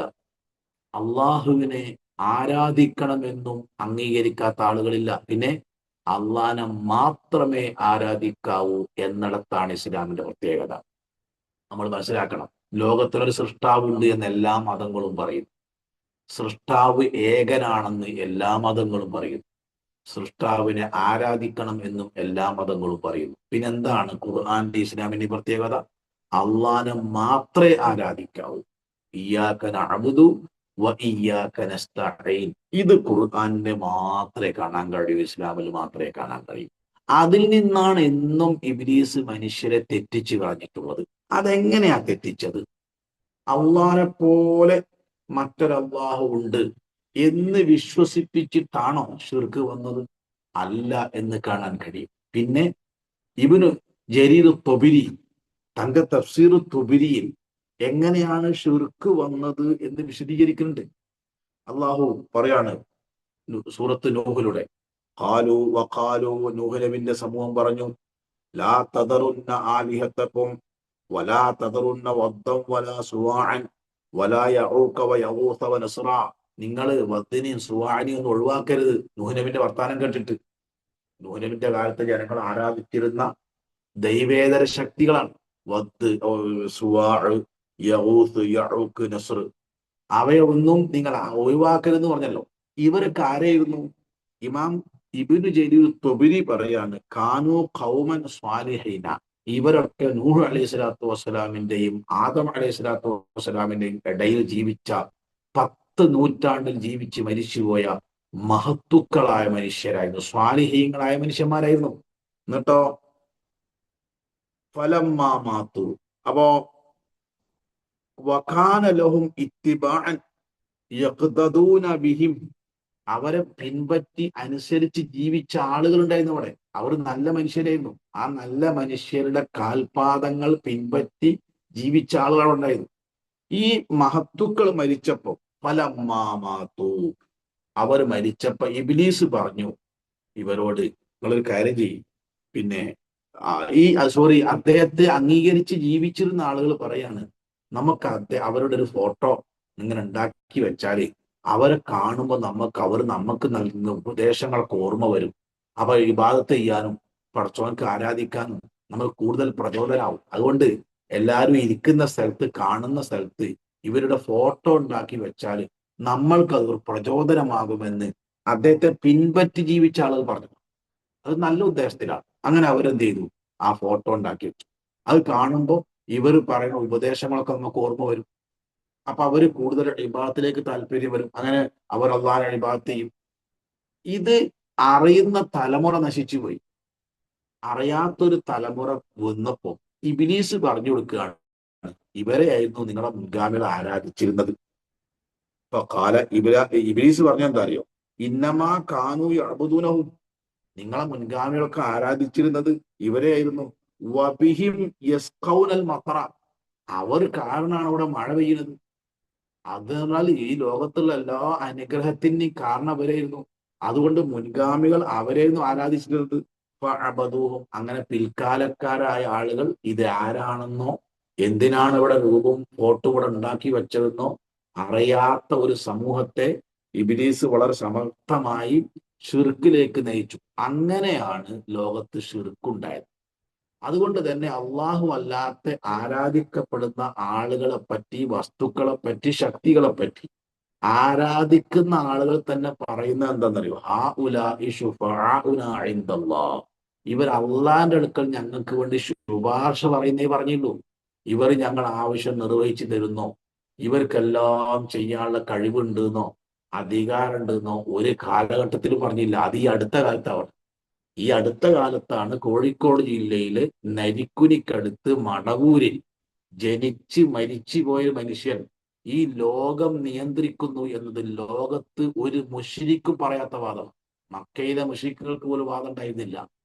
ഈ ലോകം നിയന്ത്രിക്കുന്നത് ലാത്തയാണ്, റുസ്സയാണ്, മനാത്തയാണ്, ഹുബുലാണ് എന്ന് അവരാരാധിച്ചിരുന്ന മക്കയിലെ മുശ്രിക്കീങ്ങൾക്ക് പോലും വാദം ഉണ്ടായിരുന്നില്ല. അത് സൂറത്ത് ഖുർആൻ കൃത്യമായി പറഞ്ഞിട്ടുണ്ട്. സൂറത്തുൽ മുഅ്മിനൂൻ മറിച്ച് നോക്കിയാൽ കാണാം.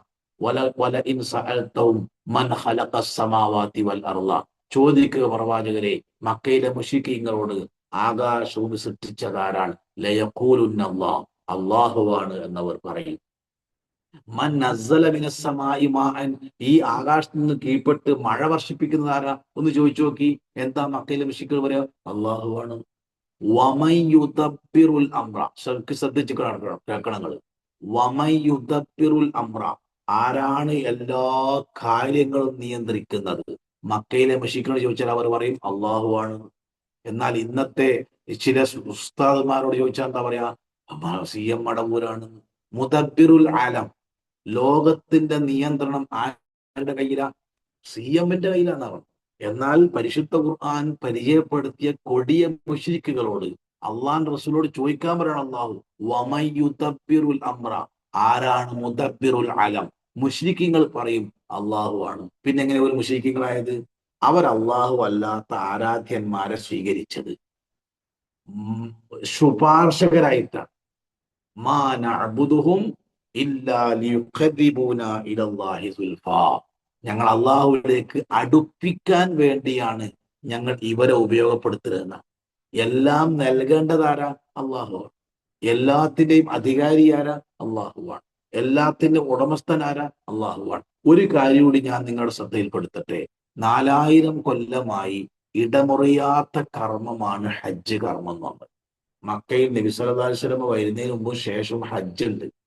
മക്കയിലെ മുശ്രിക്കുകൾ ഹജ്ജ് ചെയ്യാറുണ്ട്.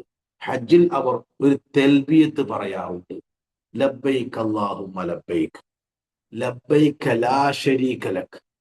ഇത് നമ്മൾ പറയുന്ന അതേ തെൽബിയത്ത്. ലബ്ബൈക് അല്ലാഹുമ്മ ലബ്ബൈക്, അല്ലാഹുവേ നിന്റെ വിളിക്ക് ഉത്തരം നൽകി ഞങ്ങൾ ഇതാ വന്നിരിക്കുന്നു. ആര്?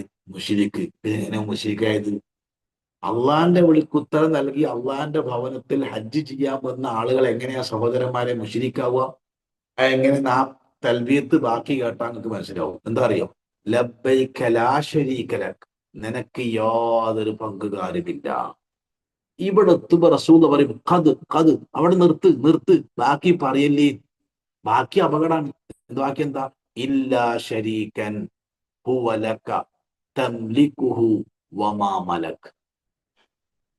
ഈ ഞങ്ങള് അള്ളാഹുവെ നിനക്കൊരു പങ്കുകാരുമില്ല, എന്നാൽ ചില പങ്കുകാർ നിനക്കുണ്ട്. ഹുവ ലക, അവർ നിന്റെ കീഴിലുള്ളവരാണ്. തംലികുഹു, നീയാണ് അവരെ ഉടമപ്പെടുന്നത്.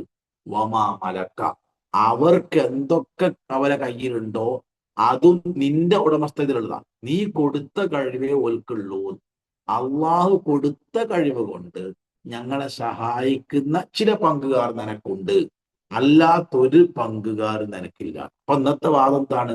അള്ളാഹുലേക്ക് അടുത്ത ആളുകൾ അള്ള കൊടുത്ത കഴിവിൽ നിന്ന് നമ്മൾ ഓരോട് ചോദിച്ചാൽ ശിർക്കാവൂല എന്നാ, അകന്യാ ശിർക്ക്. അത് പഠിപ്പിക്കാനാണ് മുഴുവൻ പ്രവാചകന്മാരും എന്ന് വന്നിട്ടുള്ളത്. ഇമാം റാസി റഹിമുള്ള രേഖപ്പെടുത്തി, വനളീറുഹു ഹാദ സമാൻ, ഈ മക്കയിലെ മുശ്രിക്കീങ്ങൾ ലാത്ത ഉസ്സ പോലെയുള്ള അള്ളാഹു അല്ലാത്ത മഹാന്മാരോട് നടത്തിയ ആ സഹായ തേട്ടത്തിനും ആരാധനക്കും തുല്യമാണ് ഇന്ന് ജനങ്ങൾ ചെയ്തുകൊണ്ടിരിക്കുന്ന ഒരു പ്രവർത്തനം. എന്ത് പ്രവർത്തനം? ബിത്തഅദീമി ഖുബൂരിൽ അകാബിരി, മഹാന്മാരുടെ ഖബറുമായി ബന്ധപ്പെട്ട് ആദരിച്ചും ബഹുമാനിച്ചും കെട്ടിയുയർത്തിയും സഹായം തേടിയും നേർച്ച വഴിപാട് അർപ്പിച്ചു നടത്തുന്ന സാധാരണക്കാർ ചെയ്യുന്ന ആ പ്രവർത്തനം മക്കയിലെ മുശ്രിക്കീങ്ങൾ ലാത്തയോടും ഉസ്സയോടും മനാത്തയോടും ഹുബുലിനോടും നടത്തിയ ആരാധനക്ക് തുല്യമാണ് എന്ന് ഇമാം റാസി റഹിമുള്ള രേഖപ്പെടുത്തുകയാണ്. എന്താ കാരണം? ഇന്ന് നിങ്ങൾ അല്ലാത്ത ആരാധ്യന്മാരെ അല്ലെങ്കിൽ മഹാന്മാരോട് പ്രാർത്ഥിക്കുന്ന സഹായം തേടുന്ന ഒരാളോട് ചോദിച്ചു നോക്കൊണ്ടു, നിങ്ങൾ എന്തിനാണ് അവരെ വിളിക്കുന്നത്? അവര് പറയും അവര് പടച്ചോന്നല്ല, അള്ള കൊടുത്ത കഴിവുണ്ട്, അതിൽ നിന്ന് ചോദിക്കുക. അല്ലെ അള്ളാഹുലേക്ക് അടുപ്പിക്കുന്ന മധ്യവർത്തികളാണ് അവർ. അല്ല അതുപോലെ അള്ളാഹു ആണെന്നോ അള്ളാഹുവിനെ പോലെ ശക്തിയുള്ളവരാണെന്നോ ഞങ്ങൾക്ക് വാദല്ലാന്ന് ഇവരും പറയും അവരും പറയും. അതുകൊണ്ട് ഖുർആന്റെ ഈ പ്രസ്താവനക്ക് നേറെ പ്രസക്തിയുണ്ട്. യാ അയ്യുഹന്നാസ്, മനുഷ്യരെ, ഉഅ്ബുദു റബ്ബക്കും, നിങ്ങൾ നിങ്ങളുടെ റബ്ബിനെ ആരാധിക്കണം. ആരാണ് റബ്ബ്? അല്ലദീ ഖലഖക്കും, നിങ്ങളെ സൃഷ്ടിച്ചവനാരോ അവൻ. വളരെ കൃത്യമാണ് ഖുർആന്റെ പ്രസ്താവന. ഇന്ത്യയിൽ മാത്രം 1000-ലധികം മനുഷ്യ ദൈവങ്ങളുണ്ട്. അവരൊക്കെ പല ചെപ്പടി വിദ്യകളും കാണിക്കാറുണ്ട്. പക്ഷെ അവർക്കൊന്നും പറയാൻ കഴിയില്ല, നിങ്ങളെ സൃഷ്ടിച്ചത് ഞങ്ങളാണ്.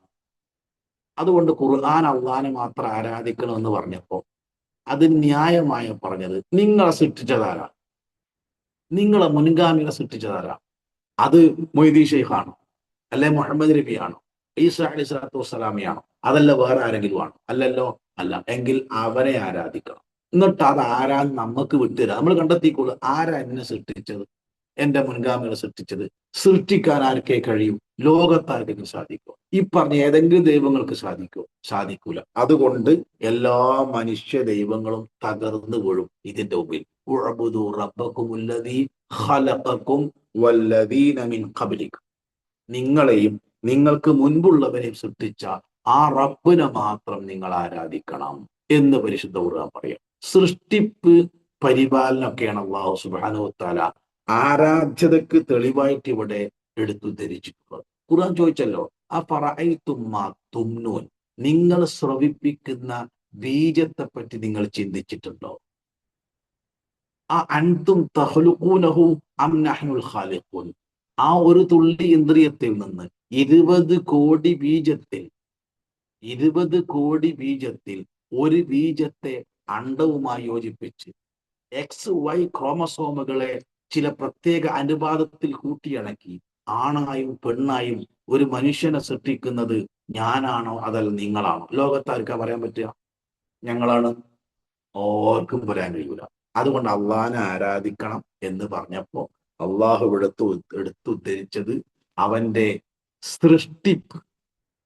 ആ സൃഷ്ടിപ്പ് അള്ളാഹ്ക്ക് മാത്രം അവകാശപ്പെട്ടതാണ്. നിങ്ങളെയും മുൻഗാമികളെയും സൃഷ്ടിച്ച സൃഷ്ടാവിനെ, റബ്ബിനെ നിങ്ങൾ ആരാധിക്കുക എന്നാണ് അള്ളാഹു സുബ്ഹാനഹു വ തആല പറഞ്ഞത്. ലഅല്ലക്കും തത്തഖൂൻ, നിങ്ങൾ തഖ്വയുള്ളവരാവാൻ വേണ്ടി. തൗഹീദിൽ നിന്നുണ്ടാവേണ്ട ഏറ്റവും പ്രധാനപ്പെട്ട ഗുണം തൗഹീദി ജീവിത ദർശനം, തഖ്വയാണ്. കാരണം അള്ളാനെ മാത്രം ആരാധിക്കും. അള്ളാന്റെ സാമീപ്യം, അവന്റെ കാരുണ്യം, അവന്റെ കോപം, അവന്റെ ഇഷ്ടം, അവന്റെ പൊരുത്തം, അവന്റെ റഹ്മത്ത്, അവന്റെ ഫضല്, അല്ലാതെ ഒരു രക്ഷയും ഒരു മനുഷ്യന് ഈ ദുനിയാവിലുള്ള പരലോകത്തും. അതുകൊണ്ട് നിങ്ങൾ നിങ്ങളുടെ റബ്ബിനെ ആരാധിക്കണം. ആരാണ് റബ്ബ്? റബ്ബ് എന്ന പദത്തിന്റെ അർത്ഥം ഒരു ജീവിയുടെ വളർച്ചയുടെ വിവിധ ഘട്ടങ്ങളിൽ ആ ജീവിക്ക് ആവശ്യമായതെല്ലാം ആ ജീവി പറയാതെ അറിയാതെ നൽകി പടിപടിയായി വളർത്തിക്കൊണ്ടുവരുന്നവെന്നാണ്. ഒരൊറ്റുദാഹരണം പറയാം. പ്രസവിച്ച പെണ്ണ് ഉടനെ പ്രസവിച്ച അന്ന് ആ പെണ്ണിന്റെ മുലപ്പാലെടുത്തിട്ട് ഒരു ലബോറട്ടറി കൊണ്ടുപോയി പരിശോധിക്കുക. എന്നിട്ട് അതിൽ എന്തൊക്കെ മൂലകങ്ങളുണ്ട് എന്ന് എഴുതി തരാൻ പറയാം. എഴുതിത്തരും. അത് വീട്ടിൽ കൊണ്ടുപോയി വെക്കുക. 3 മാസം കഴിഞ്ഞ് ഇതേ പെണ്ണിന്റെ മുലപ്പാൽ എടുത്തിട്ട് അതേ ലബോറട്ടറി കൊണ്ടുപോയി പരിശോധിച്ചിട്ട് ഇപ്പോ അതിൽ എന്തൊക്കെ മൂലകങ്ങളുണ്ട് എന്ന് എഴുതി തരാൻ പറഞ്ഞാൽ എഴുതിത്തരും. ഈ 2 കടലാസും ചേർത്ത് വെച്ചാൽ പ്രസവിച്ച ഉടനെ നമ്മൾ പരിശോധിച്ച റിപ്പോർട്ടിലുള്ളതിനേക്കാൾ 9 മൂലകങ്ങൾ 3 മാസം കഴിഞ്ഞ പെണ്ണിന്റെ മുലപ്പാലുണ്ടാവും. ഈ 9 മൂലകങ്ങളും ഈ കുട്ടിയുടെ ബ്രെയിനിന്റെ വളർച്ചയ്ക്ക് ആവശ്യമാണ് എന്ന് അള്ളാഹ്ക്കറിയാം. പെണ്ണിനറിയില്ല, ഭർത്താവിനറിയില്ല, കുട്ടിക്കും അറിയില്ല. പെണ്ണ് ചോദിച്ചിട്ടില്ല, ഭർത്താവ് ചോദിച്ചിട്ടില്ല, കുട്ടിയും ചോദിച്ചിട്ടില്ല. അങ്ങനെ ഈ ജീവിയുടെ വളർച്ചയുടെ വിവിധ ഘട്ടങ്ങളിൽ ആ ജീവിക്ക് ആവശ്യമായതെല്ലാം നൽകി പടിപടിയായി വളർത്തിക്കൊണ്ട് വരുന്നവൻ, അതാണ് റബ്ബ് എന്ന പദത്തിന്റെ ഏറ്റവും ലളിതമായ അർത്ഥം. ആ റബ്ബിനെ നിങ്ങൾ ആരാധിക്കണം. അല്ലദീ ഖലഖക്കും വല്ലദീന മിൻ ഖബ്ലിക്കും, നിങ്ങളെയും നിങ്ങൾക്ക് മുൻപുള്ളവരെയും സൃഷ്ടിച്ച് സംരക്ഷിച്ച് പരിപാലിക്കും. എന്തിന്? ലഅല്ലക്കും തത്തഖൂൻ, നിങ്ങൾ ഈ ദുനിയാവിൽ സൂക്ഷ്മത പാലിച്ച് ജീവിക്കുവാൻ. അള്ളാഹു നമ്മുടെ ജീവിതത്തിലേക്ക് ഇറങ്ങി വരണം. നമ്മുടെ മനസ്സിൽ കണ്ടനാടിയേക്കാൾ അടുത്തുള്ളവനാണ് അവൻ. ഈ ബോധം മനുഷ്യ ജീവിതത്തിൽ ഉണ്ടാവണം. എന്തിന് തഖ്വയുള്ളവരാവണം? ഒന്ന്, ഇന്നലിൽ മുത്തഖീന മഫാസ, അന്തിമ വിജയം തഖ്വയുള്ളവർക്കാണ്. രണ്ട്, വല്ലാഹു യുഹിബ്ബുൽ മുത്തഖീൻ, അല്ലാഹു തഖ്വയുള്ളവരെ ഇഷ്ടപ്പെടുന്നു. മൂന്ന്, വല്ലാഹു മഅല്ലദീന തഖൗ, ഇന്നല്ലാഹ മഅല്ലദീന തഖൗ, തീർച്ചയായും അല്ലാഹു തഖ്വയുള്ളവരുടെ കൂടെയാണ്. നാല്, യുനജ്ജില്ലാഹുല്ലദീന തഖൗ, മരണശേഷമുള്ള എല്ലാ കെടുതികളിൽ നിന്നും തഖ്വയുള്ളവർ അല്ലാഹു ഇഷ്ടപ്പെടും. അഞ്ച്, വമൻ യത്തഖില്ലാഹ യജ്അൽ ലഹു മഖ്റജ, തഖ്വയുള്ളവർക്ക് ഈ ദുനിയാവിൽ ഏത് പ്രയാസത്തിൽ നിന്നും ഒരു രക്ഷാമാർഗം അള്ളാഹു കാണിച്ചു കൊടുക്കും. ആറ്, ഇന്ന അക്രമക്കും ഇൻദല്ലാഹി അത്ഖാക്കും, അള്ളാന്റെ അടുക്കൽ ഏറ്റവും മാന്യൻ ഏറ്റവും തഖ്വയുള്ളവനാണ്. ആറ്, ഇന്ന ഔലാബി അൽ മുത്തഖൂൻ, മുഹമ്മദ് നബി സല്ലല്ലാഹു അലൈഹി വസല്ലമയോട് ഏറ്റവും അടുത്ത് നിൽക്കുക പരലോകത്ത് ഏറ്റവും തഖ്വയുള്ളവരാണ്. തഖ്വ അതോടെ പറഞ്ഞാൽ അവസാനിപ്പിക്കാം. എന്താ തഖ്വ? ഒരുപാട് നിർവചനങ്ങൾ പലരും പറഞ്ഞിട്ടുണ്ട്. അള്ളാന്റെ റസൂല് തഖ്വനെ പറ്റി ഒറ്റ കാര്യം പറഞ്ഞുള്ളൂ, അത്തഖ്വ ഹാഹുന, ഇവിടെയാണ് തഖ്വ ട്ടോ, അത് മാത്രമേ പറഞ്ഞുള്ളൂ. ബാക്കി നിർവചനമൊക്കെ നമ്മൾ ഉണ്ടാക്കിയതാ. ഹൃദയത്തിലാണ് തഖ്വ. ഏറ്റവും ലളിതമായിട്ട് പറഞ്ഞാൽ അള്ളാഹുവിനോടുള്ള കടപ്പാട്, ജനങ്ങളോടുള്ള കടപ്പാട് ഒരേപോലെ നിർവഹിക്കുന്നതിനാണ് തഖ്വ എന്ന് പറയാം. ഒരാളെ ചീത്ത പറഞ്ഞിട്ട് പോയി നിസ്കരിച്ചു നോക്കിയാണ് മനസ്സിലായി പറയേണ്ടില്ലായിരുന്നു, അങ്ങനെ ആ വാക്ക് ഉപയോഗിക്കേണ്ടില്ലായിരുന്നു, ഈ വാക്ക് ഉപയോഗിക്കേണ്ട. എന്താ കാരണം? അവരുമായുള്ള ബന്ധം തകർത്തിട്ടാണ് നിസ്കരിക്കുന്നത്. ഇനി ഒരു ഹറാമായ സംഗതി ചെയ്ത് നിസ്കരിച്ചു നോക്കിയാട്ടെ, വേണ്ടില്ലായിരുന്നു, അയാൾ പറഞ്ഞപ്പോൾ പോയി ചെയ്തു, അത് ചെയ്യുകയും ചെയ്തു. എന്താ കാരണം? അള്ളാനുള്ള കടപ്പാട് തകർത്തിട്ടാണ് വന്ന് നിസ്കരിക്കുന്നത്. അപ്പൊ ഈ രണ്ട് ബന്ധവും ഒരേപോലെ പരിപാലിക്കുന്നതിനാണ് തഖ്വ എന്ന് പറയുക. അതുണ്ടാവണം. അതാണ് തൗഹീദിന്റെ ലക്ഷ്യം. അതെങ്ങനെ ഉണ്ടാകും എന്ന് ഇൻഷാ അല്ലാഹ് അടുത്ത കാഴ്ചയിൽ നമ്മൾ വിശദീകരിക്കാം. അപ്പൊ കപട വിശ്വാസികൾ എത്തിപ്പെട്ട അന്ധകാരത്തിന്റെ ആഴം അത് രണ്ട് ഉദാഹരണത്തിലൂടെ ഈ രണ്ട് ആയത്തിൽ അള്ളാഹു വിശദീകരിച്ചു. മൂന്നാമത്തെ ആയത്തിൽ മനുഷ്യ സമൂഹത്തെ അള്ളാഹു സൃഷ്ടിച്ചത് അവനെ മാത്രം ആരാധിക്കാനാണ്. ആ ആരാധനക്ക് നിദാനം അവനാണ് സൃഷ്ടികർത്താവ് എന്നതാണ്. ബാക്കി കാര്യങ്ങൾ അടുത്ത ആയത്തുകൾ വിശദീകരിക്കുന്നുണ്ട്. അള്ളാഹു സുബ്ഹാനഹു വ തആല പരിശുദ്ധ ഖുർആൻ ആദ്യാവസാനം പഠിക്കുവാനും മനസ്സിലാക്കുവാനും ഖുർആന്റെ വെളിച്ചത്തിൽ മുന്നോട്ട് പോകാനും ഖുർആന്റെ ശുപാർശയോടെ സ്വർഗ്ഗത്തിൽ കടക്കുവാനും നമ്മെ അനുഗ്രഹിക്കുമാറാവട്ടെ.